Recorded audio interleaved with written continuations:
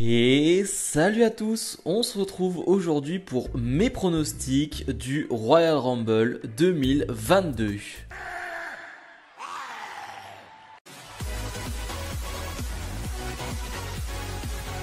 Ma hype pour ce Royal Rumble, c'est simple, c'est 10 sur 10, je vais pas faire très long, c'est juste que c'est un Rumble et tous les Rumble, peu importe la construction, peu importe ce qui s'est passé auparavant, peu importe les derniers mois WWE, le Rumble, ça te donne toujours envie. En tout cas, personnellement, il me donne toujours envie. Et en plus, cette fois-ci, je le rappelle, le Rumble aura lieu le samedi soir. Et pour nous Français, c'est quand même mieux. C'est quand même mieux d'avoir le Rumble le samedi. Ça te laisse ton dimanche tranquille.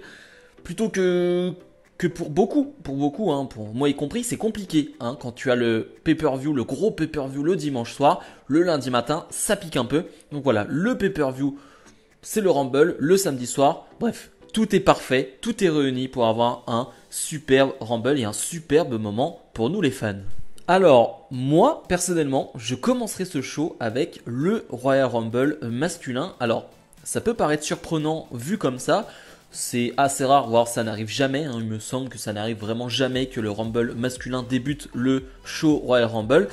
Mais pour plusieurs raisons. Déjà, parlons des prétendants, parlons des possibles gagnants de ce Royal Rumble. Et c'est là où ça devient compliqué. C'est qu'il n'y a pas de vraie personne, il n'y a pas de vrai catcheur qui se démarque dans cette liste. Il n'y a pas une évidence. Voilà, les autres années, souvent, on a au moins un ou deux noms voilà, qui nous paraissent assez évidents pour remporter ce Royal Rumble. Cette année, c'est assez vide. Alors, soit c'est assez vide, soit on peut le voir d'une autre manière, soit on peut se dire que n'importe qui peut gagner ce Rumble.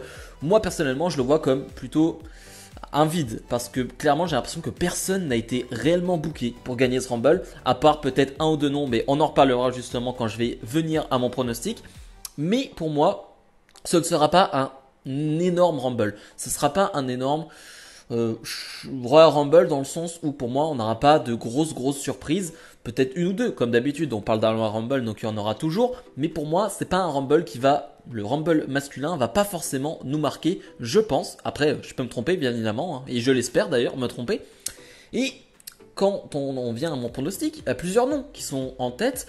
Déjà, je suis allé voir sur les sites de Paris, donc voilà, on peut pronostiquer. Hein, il y a des sites qui pronostiquent justement les vainqueurs du Royal Rumble. Et en premier, on retrouve Brock Lesnar. Brock Lesnar qui est déjà champion Universal, pas Universal, champion WWE, qui fait partie des favoris. Je n'y crois absolument pas.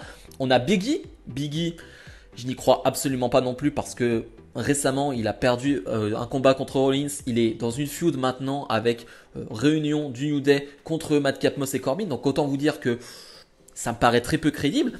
On peut aussi se dire que Randy Orton, qui est chez lui à Saint-Louis dans le Missouri, peut être un favori. Et puis Randy Orton fait toujours partie des favoris du Rumble. Toutes les années, on se dit Orton, on ne sait jamais, il peut gagner. Je n'y crois absolument pas. Hein. Il est dans la division par équipe et je ne vois pas arriver maintenant gagner ce Rumble, ça n'aurait pas de sens. Donc, on en vient à... Moi, j'ai deux noms en tête. En tout cas, j'avais deux noms. J'avais Austin Theory. Alors, Austin Theory, ça peut paraître bizarre dans le sens où il est tout jeune, il vient seulement d'arriver à Raw, il n'a pas beaucoup d'expérience et il n'a pas une grosse communauté de fans derrière lui, il n'y a pas une grosse poussée derrière lui, mais tout le monde reconnaît son talent, tout le monde reconnaît qu'il a un gros avenir devant lui. Et il y a cette histoire avec Vince McMahon qui le coach, qui est vraiment derrière lui.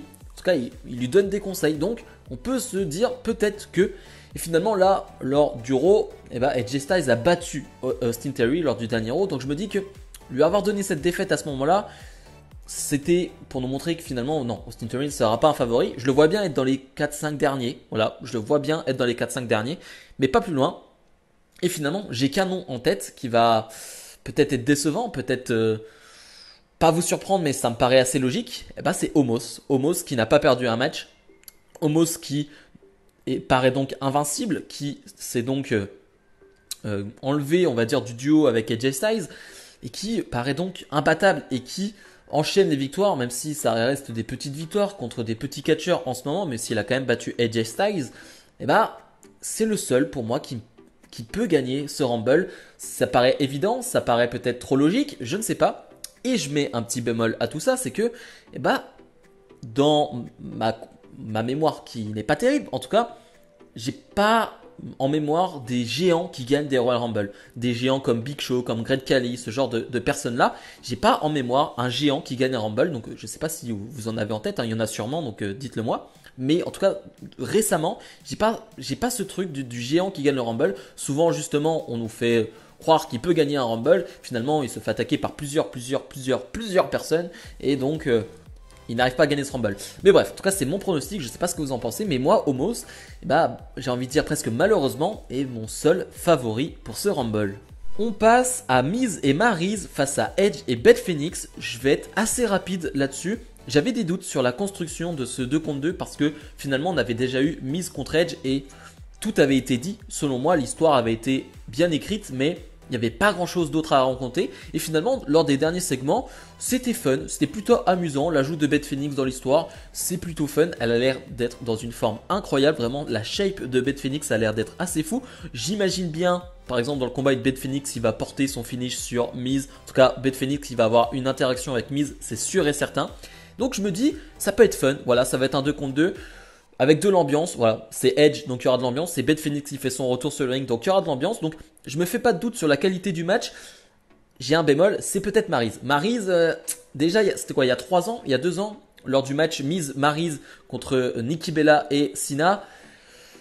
Voilà, Maryse, c'était pas terrible. Je me dis que 2-3 ans plus tard, je pense pas que ça s'est amélioré et voilà, je sais pas ce que ça peut donner avec Beth Phoenix, donc je vais attendre de voir. Je suis curieux, mais voilà, c'est pas un match que j'attends plus que ça. Pour le pronostic, sans réelle surprise, on va aller sur Edge et Beth Phoenix. Et surtout, j'ai envie de voir ce que va faire Beth Phoenix ensuite, parce qu'elle nous a dit, finalement, elle l'a dit, peut-être qu'elle est de retour, mais pour de bon, en tout cas pour quelques temps, peut-être pas que pour un événement, peut-être pas que pour un show, mais peut-être pour plusieurs choses derrière. Donc voilà, j'ai quand même hâte de voir ce que va faire Beth Phoenix par la suite. Et puis même Edge, serait peut-être temps maintenant, je le dis comme ça, d'aller affronter un petit Edge Styles. Le petit Edge Styles à Mania. Ouais, je veux ce match. Becky Lynch défend son titre de championne d'Euro face à la surprise Doudrop qui a donc son premier match de championnat, peut-être son premier match en pay-per-view en solo, hein, ça c'est sûr même. C'est son premier match solo en pay-per-view, donc gros événement pour Doudrop. Alors, je ne vais pas parler de mérite, on le sait, le mérite dans le catch, tout ça. Mais en tout cas, je trouve qu'elle a bien profité de ce temps d'antenne qu'on lui a donné. Elle l'a même dit récemment en interview, c'est du bonheur. C'est-à-dire qu'elle, on lui donne 3, 4, 5 minutes, et elle profite à fond. Elle adore ce qu'elle fait. Beaucoup ont critiqué sa gimmick de Doudrop, tout ça. Elle a dit, moi je kiffe. Je vraiment, chaque seconde passée sur le ring, chaque seconde, on me donne du temps d'antenne, et je kiffe. C'est vraiment du plaisir. Donc ça fait juste plaisir à entendre ce genre de phrase. Pour parler du match et de la feud, c'est correct. Franchement, c'est plutôt correct. Comme je le disais, c'est plutôt une surprise. On s'attendait pas vraiment à voir Doudrop face à Becky Lynch au Royal Rumble. On s'attendait plutôt à une plus grosse affiche, hein. Peut-être une Bianca Belair, mais qui sera peut-être réservée pour plus tard, sans doute d'ailleurs. Mais finalement, je me dis, c'est frais. Au moins, ça rajoute de la fraîcheur et c'est un nouveau nom. Et on va avoir une nouvelle affiche, et surtout un nouveau match. Donc, je me dis, ça peut être bien. Maintenant, j'ai un gros bémol, c'est le fait que Doudrop, c'est une heel et Becky Lynch est complètement une heel aussi. Et c'est le problème de ce combat parce qu'on a eu de belles promos entre les deux. Récemment à Raw, lors du dernier Raw, on a eu de belles interviews. Mais le problème, c'est que en tant que fan, tu ne sais pas te placer où. Alors, bien évidemment, moi j'adore Becky Lynch, donc je vais me placer derrière Becky Lynch. Mais dans l'histoire, ça ne fait pas beaucoup de sens. Les deux sont heel. Donc pour un fan de 10 ans, je sais pas qui regarde le match, il sera perdu. Et donc j'ai peur que ce match souffre d'une ambiance pas terrible. J'ai peur que ce match ne fasse pas rêver les gens, n'attire pas beaucoup de personnes. J'ai peur que beaucoup de gens aillent aux toilettes pendant ce match parce que finalement il n'y a pas trop de suspense sur le résultat. Et en plus, t'es pas forcément à fond derrière Doudrop qui, je pense, aurait pu faire une très bonne babyface dans cette histoire. Donc bref, en termes de pronostic, je vais aller sur Becky Lynch, bien évidemment, qui va conserver son titre et qui, je pense, aura un énorme combat à WrestleMania, mais on en reparlera plus tard. L'un des gros matchs de ce Royal Rumble, Brock Lesnar défend son titre de champion WWE face à Bobby Lashley. Enfin, après des années et des années d'attente, on a ce combat en 1 contre 1 et c'est une réussite. Je trouve que l'histoire est vraiment une réussite. Alors moi, je me suis plaint du fait que Big E a été trop vite écarté, je trouve, dans tout ça. Et trop mis de côté, ça m'a énervé. Mais par contre, si on parle juste de l'histoire en elle-même, de ce que raconte Bobby Lashley, de ce que fait Brock Lesnar, bah c'est très cool et ça donne très envie. J'y pensais hier, mais je pense que la meilleure chose qu'ait faite WWE ces derniers mois, c'est d'avoir donné un micro à Brock Lesnar, tout simplement parce que il est excellent. Alors encore une fois, il fait pas des promos très longues, c'est pas des promos de 10-15 minutes où il va te raconter une histoire. Non, mais c'est très court, mais il y a le ton, il y a le rythme, il y a ce qu'il faut en fait. Il y a tout ce qu'il faut, il y a l'aura de Brock Lesnar. Ça fonctionne, vraiment ça fonctionne. Brock Lesnar en face avec un micro, ça fonctionne très bien et je pensais pas que ça allait marcher autant. Je suis même surpris que ça marche autant sur moi, mais ça fonctionne réellement. Et j'ai hâte de voir ce match. Je me suis plaint à Raw du fait qu'il n'y ait pas eu même pas du tout de physicalité entre Lesnar et Bobby Lashley. Et avec un peu de recul, avec quelques jours de recul, je me dis, c'est la bonne chose. On a eu très peu de physicalité entre les deux. On a eu juste lors du match A5 où finalement Lashley il a porté un énorme spear sur Lesnar et quelques moments dans le match, mais c'était très court. Et ils ont voulu garder ce truc de non, ils se touchent pas, ils se toucheront lors du combat. Et j'aime bien finalement cette attente, ce moment où les deux vont rentrer en collision, quand ces deux monstres physiques vont se rentrer dedans. Et je me dis, j'ai vu un petit tweet qui peut paraître intéressant. Je ne sais pas si vous vous souvenez du Goldberg-Lesnar de WrestleMania, où c'était 3, 4, 5 minutes de combat, où finalement c'est un enchaînement de finish, un enchaînement de spear, ça part dans tous les sens. Je me dis qu'on pourrait peut-être avoir le même type de combat, un match de 5-6 minutes où franchement, dès le début du match, t'as un high five, dès le début du match, t'as un gros spear de Bobby Lashley. Franchement, si on a ça, je serais très heureux. Donc voilà, j'ai vraiment très hâte de voir ce match. Si on doit aller sur le pronostic, je vais bien évidemment sur Brock Lesnar. Brock Lesnar qui va conserver son titre parce que Lesnar est un gros champion. Et Lesnar à WrestleMania qui arrive avec le titre, ça a de la gueule. Et voilà, possiblement, tu peux avoir aussi une énorme affiche avec Lesnar à Mania. L'un des matchs là aussi les plus attendus de ces derniers mois, Roman Reigns défend son titre de champion Universal face à Seth freaking Rollins. Oui, on va dire freaking parce que maintenant c'est rajouté à son nom. Je dois être honnête avec vous, je venais de terminer ma vidéo, j'avais parlé de tout. Et j'avais oublié de parler de ce combat. C'est vous dire à quel point il y a trop de choses dans le Royal Rumble, que ce soit les matchs Royal Rumble, que ce soit les matchs autour. Ce qui fait que voilà, je suis perdu, il y a trop de combats importants. J'avais même oublié ce combat qui me donne très envie. Là pour le coup on a une histoire superbement bien racontée avec finalement un Rollins qui est un peu rajouté comme ça, on s'y attendait pas là non plus, on s'attendait pas à un Rollins rajouté à ce moment-là dans la course au titre de Roman Reigns, je m'attendais pas du tout à ça pour le coup, finalement ça a été bien fait, les promos ont été superbes en nous rappelant bien évidemment leur passé avec le Shield, le fait que Roman Reigns lui on a rien à faire du passé, lui il est dans le futur, dans le présent et surtout il est champion depuis 530 jours, 520 jours. Donc voilà, c'est le gars qui a porté le titre Universal le plus longtemps. Hein, donc il le dit souvent, ce qui fait de lui, pour lui en tout cas, la plus grande superstar de tous les temps. Il y a tout qui est réuni pour avoir un superbe match. L'histoire, l'ambiance sera là, l'ambiance sera évidemment là, même si là aussi, eh ben, on a deux heals, donc ça peut être compliqué dans le sens où tu peux être partagé, c'est-à-dire que Rollins peut être normalement le face dans cette histoire parce que Roman Reigns joue tout le temps le heel depuis 1 an et demi, c'est le heel ultime, c'est le heel impossible à battre et finalement Rollins joue le heel aussi arrogant, mais c'est compliqué pour lui là d'arriver dans ce match. Quand on aura ce combat, ça va être compliqué pour nous de huer cette Rollins. Donc bref, c'est le petit point négatif encore une fois, c'est le booking heel contre heel qui peut déstabiliser certaines personnes.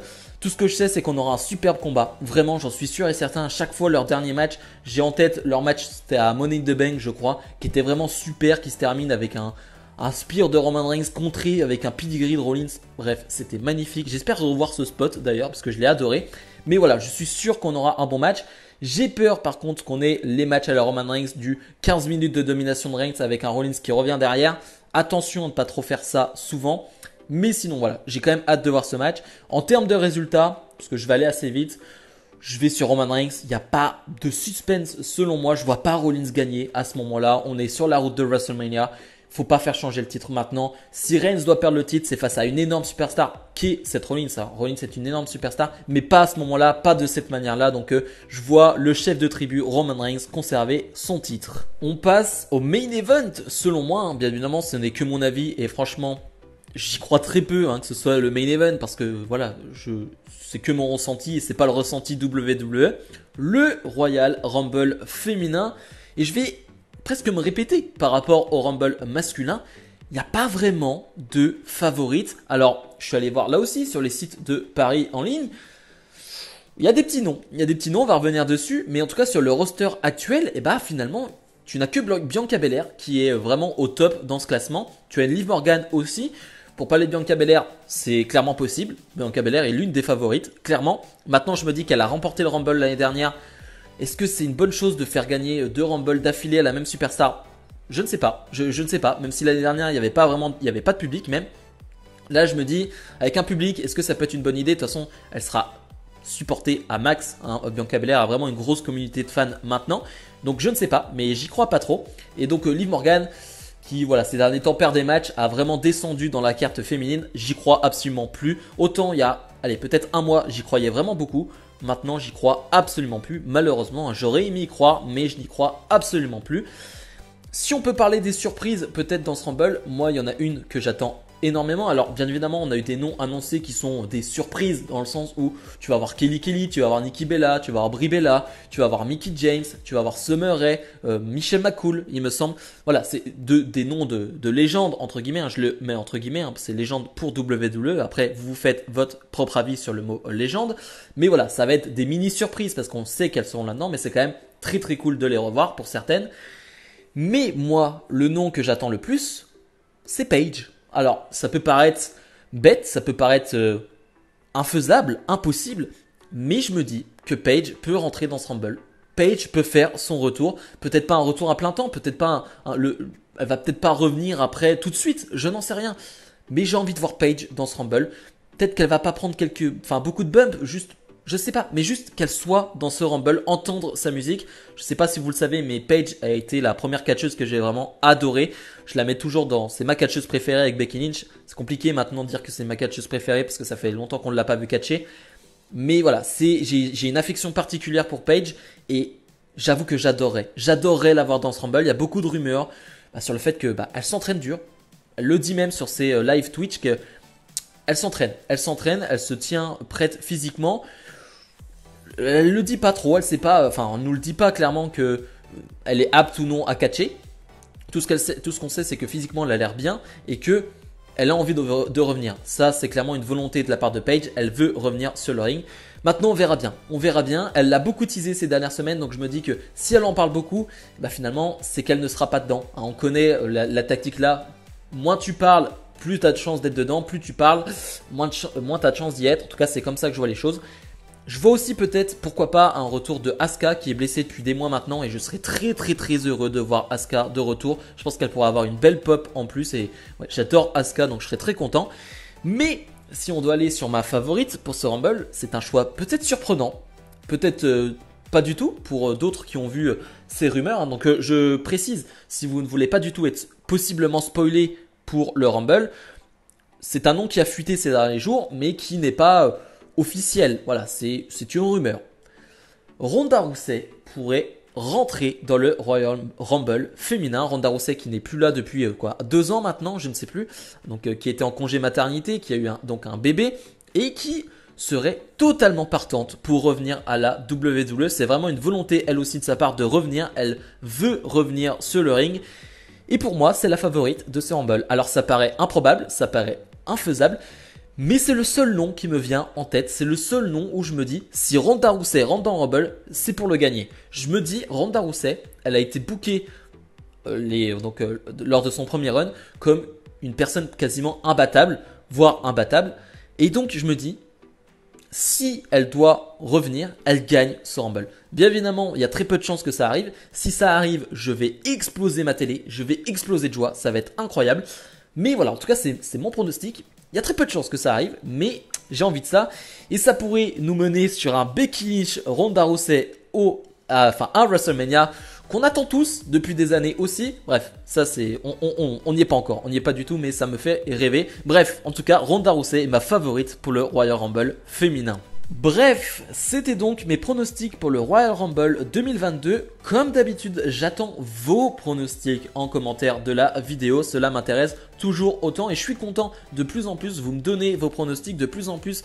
Il y a plus de commentaires et justement, ça me fait beaucoup de lecture et voilà, vous partez aussi des fois dans des théories folles, mais moi aussi d'ailleurs, et c'est ce que j'aime aussi. Plus tu vas loin, plus c'est amusant. Puis c'est que du catch, donc autant imaginer des choses, autant rêver. Voilà, autant le faire. De toute façon, c'est aussi fait pour ça. Bref, comme d'habitude, n'hésitez pas à mettre le petit pouce bleu, à vous abonner. Nous, on se retrouve dans la semaine pour d'autres vidéos. Salut, salut!